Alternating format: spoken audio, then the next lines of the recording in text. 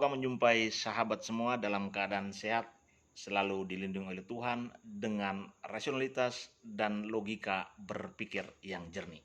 Sahabat semua, Siti Elina, perempuan 24 tahun yang pada 25 Oktober kemarin berusaha menerobos pagar Istana Negara yang kedapatan membawa senjata, mengakui bahwa dia berkeinginan menemui Presiden Jokowi hanya untuk menyampaikan bahwa dasar negara Indonesia adalah salah. Menurut Siti Elina, dasar negara Indonesia harusnya Islam dengan ideologi Pancasila. Bayangkan, seorang gadis berusia 24 tahun sudah direcoki pikiran sedemikian rupa yang berusaha menjadikan negara ini negara agama. Kesepakatan para founding fathers di tahun 1945 yang menjadikan negara ini negara Pancasila, negara Bhinneka, yang agama hanya dijadikan sebagai rujukan moral, hari ini berusaha diganggu hanya oleh seorang gadis berusia 24 tahun. Bagi saya persoalan bukan pada Siti Elina, tetapi persoalan sesungguhnya adalah pada jejaring teroris, jejaring orang-orang yang sampai saat ini masih terus berusaha menggerogoti dasar negara kita, menggerogoti kepribadian bangsa kita, menggerogoti komitmen nasional kita. Kehadiran Siti Elina dengan upaya menemui presiden dalam rangka menyadarkan presiden sebagaimana yang dia katakan terkait dasar negara tadi menunjukkan bahwa bagaimana hingga saat ini kaum-kaum yang kemarin bekerja menjual agama, berusaha menjadikan negara ini negara khilafah, mereka juga yang harusnya dimintai pertanggungjawaban terkait salah berpikir, terkait kesesatan berpikir dari generasi bangsa ini yang hari ini kembali berusaha merusak tatanan negara. Sahabat semua, Siti Elina mungkin sebuah contoh tentang bagaimana benih radikalis, benih teroris, benih kepicikan pemahaman beragama yang ditanam semaikan di generasi bangsa ini. Tidak mengherankan jika pemerintah di bawah kepemimpinan Jokowi kemudian mengambil sikap tegas dan keras terhadap ulama atau siapapun di luar sana yang berusaha mengganggu tatanan, mengganggu komitmen kehidupan bangsa dan negara secara nasional, berusaha menggantikan Pancasila dengan ideologi-ideologi yang sesungguhnya berusaha menghilangkan, berusaha menyangkal keberagaman. Sahabat semua, Siti Elina yang begitu muda dengan keberaniannya berusaha menerobos istana menunjukkan bahwa bagaimana seorang Siti Elina dicuci otaknya, dibuat agar tidak mampu berpikir jernih, seolah-olah apa yang dia lakukan, apa yang berusaha dia teriakkan adalah sebuah kebenaran, sebuah pilihan apapun resikonya. Bayangkan, generasi muda kemudian dicuci otaknya, generasi kita, generasi bangsa ini dibuat seolah-olah tidak memiliki pilihan alternatif, seolah-olah tidak memiliki saluran alternatif dalam rangka menjembatani apa yang mereka pikirkan dengan fakta sesungguhnya di lapangan.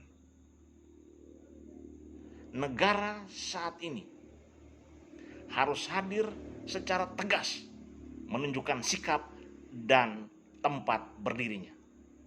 Negara harus tegas berada pada pihak yang berusaha bukan saja meredam, tapi juga membasmi bibit-bibit terorisme, bibit-bibit radikalis, bibit-bibit intoleransi yang akhirnya muncul dalam wajah-wajah polos seperti Siti Elina. Hasil pendalaman oleh tim Densus kemudian dijelaskan bahwa didapati di rumah Siti Elina terdapat beberapa senjata, beberapa alat pembunuh yang sesungguhnya sangat tidak masuk akal untuk seorang perempuan berusia 24 tahun.